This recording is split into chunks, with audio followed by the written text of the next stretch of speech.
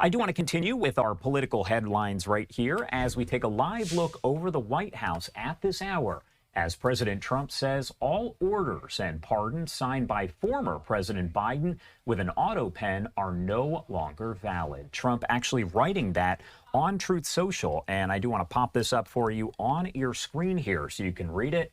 He did say any and all documents, proclamations, executive orders, memorandums, or contracts signed by order of the now infamous and unauthorized auto pen within the administration of Joseph R. Biden Jr. are hereby null, void, and of no further force or effect.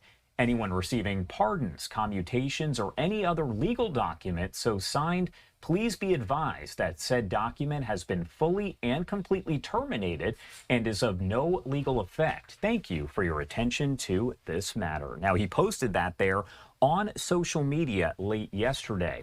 So the question, of course, that's being asked all over the place here, does President Trump or any president have the power to invalidate those documents? I do want to bring in Gerard Felitti, senior counsel at the Lawfare Project, to talk much more about this. Thank you so much, as always, for taking the time to be here with us today. My pleasure. Thank you for having me. And I do kind of want to start by going in reverse a little bit and talking more generally. This auto pen use, does the president have the authority to use it overall? And if an auto pen is used, what exactly does that mean, legally speaking? The simple answer is that, as we understand the law, the president absolutely has the right to use the auto pen. When we have valid actions that the president intends to take, the mechanism by which he asserts his signature is less important than his intent and authorization. It's no different than directing someone else to sign your name on a document. It's that intent that matters. And this has been a matter of practice by many presidents for decades, which was reduced in a legal opinion in 2005 by the Department of Justice, saying that a president can direct someone else to sign on his behalf or use the auto pen. And that's something that has not changed. And I want to show you this post here from the White House. And it is just another post from President Trump talking about the auto pen. He said, I am hereby canceling all executive orders and anything else that was not directly signed by crooked Joe Biden because the people who operated the auto pen did so illegally. Again, a post there on social media from the White House and, of course, from President Trump on Truth Social. And Gerard, what laws, precedents, things of that nature govern the use of an auto pen for official presidential actions? Well, that's just that there is no specific law. There's no statutory requirement that it be used or not used. It's a matter of practice and a legal understanding that not just with the president, but with other legal documents that are signed by people, you don't always need to affix a wet, live, in-person signature. The intent matters more than the way in which it's signed. But the issue here ultimately is the range of things that President Trump wants to invalidate. For example, he does have the authority to invalidate pretty much any executive order that President Biden has, but it doesn't need to be on the basis of the auto pen. It could just be that President Trump disagrees with those policies and invalidates them. By raising the auto pen issue, what President Trump is really focusing on is President Biden's state of mind and whether he had the knowledge and intent that he was signing what he was signing. And then I have to ask, is there any way to actually determine whether or not former President Biden there, when he was in office, actually signed documents with his own pen there, or if an auto pen was used? Is there any way to distinguish between the two? Between the signatures, there probably is. It's something that forensic specialists should have to look at. But the bigger issue does go back to the intent and the authorization, because it's not illegal, it's not improper to use an auto pen. But the challenge is determining whether President Biden actually knew what he was signing. And that's really no different than what people may know more often, a will contest, where you're contesting whether the person who signed the will had the capacity to do so at the time. And it's much more difficult to look back in time and try to determine whether that intent was there and the authorization was there than it is on an ongoing basis. So perhaps President Trump wants to discontinue future use of the auto pen, but it's very difficult to look back in time and say whether something was done properly because the intent was there.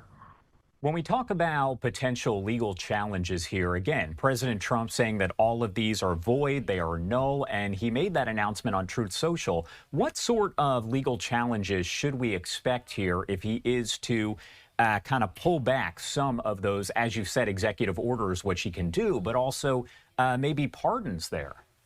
Well, first of all, a post on Truth Social, even coming from Donald Trump, does not have the force of law. So he would have to implement an executive order and direct government agencies to take some action to invalidate what President Biden has done. When it comes to pardons and clemencies, those are final. The Constitution doesn't even say that they need to be reduced to writing. They could be oral, although the practice has been to have them in signing. Due process considerations and separation of powers arguments would really preclude anything from changing for people who have been pardoned or received clemency. And when it comes to executive actions, you would need agencies to change regulations to stop what they have been doing, and they can be challenged legally by people who have benefited from those rules. As we watch all of this kind of play out in the hours after that Truth Social post, and it's important to note that President Trump has said this in the past, that he was going to invalidate all of these, but making that announcement on Truth Social, what do we need to be watching for, legally speaking, in the coming hours, days, and even weeks here?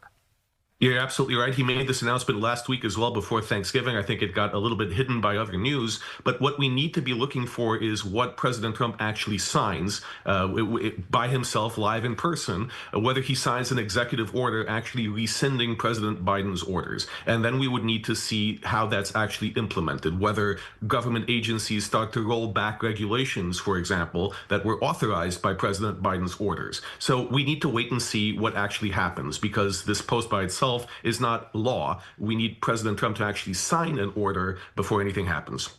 All right, Gerard, thank you so much for taking the time to join us and breaking it down. Anything else you want to add? Anything we missed here on the topic before I let you go? Well, look, as with many things, it's easy to be taken up by the headlines, but we need to wait and see what actually happens, what's signed and what's not, and let the legal system run its course, because we do have the Constitution, we do have laws, and everything will go through the proper procedures. All right, Gerard Filitti, thank you so much for being here with us. We definitely appreciate it. My pleasure. Thank you for having me. And of course, we continue to follow all of the developments here. I do want to send it over to Doug Luzader as he's following that this morning from Washington. While presidents have enormous discretion when it comes to commutations and pardons, President Trump is arguing that President Biden may not have been aware of them at the time. It's a full pardon. It's been signed. You might want to keep that one. It's not that President Trump hasn't signed his share of pardons, and many of them have been controversial. But many of President Biden's, he says, should not stand. Well, the autopen is under investigation. Trump has long railed against Biden's use of an autopen to sign orders and pardons. Now writing on Truth Social, anyone receiving pardons, commutations, or any other legal document so signed, please be advised that said document has been fully and completely terminated and is of no legal effect. You are hereby unconditionally pardoned. And when President Trump offered the traditional Thanksgiving turkey pardons last month, he drew a distinction over Biden's pardons signed by autopen versus those actually signed by Biden's own hand, including the one for his son, Hunter. No, Hunter's was good. That was the one pardon, Pam, that was good, right? The rest of them are all invalid. President Biden has previously issued a statement on this, saying, "I made the decisions. Any suggestion that I didn't is ridiculous and false." The Office of Legal Counsel has previously said that presidents can use the autopen. And it's true that plenty of presidents, including Trump, have used an autopen.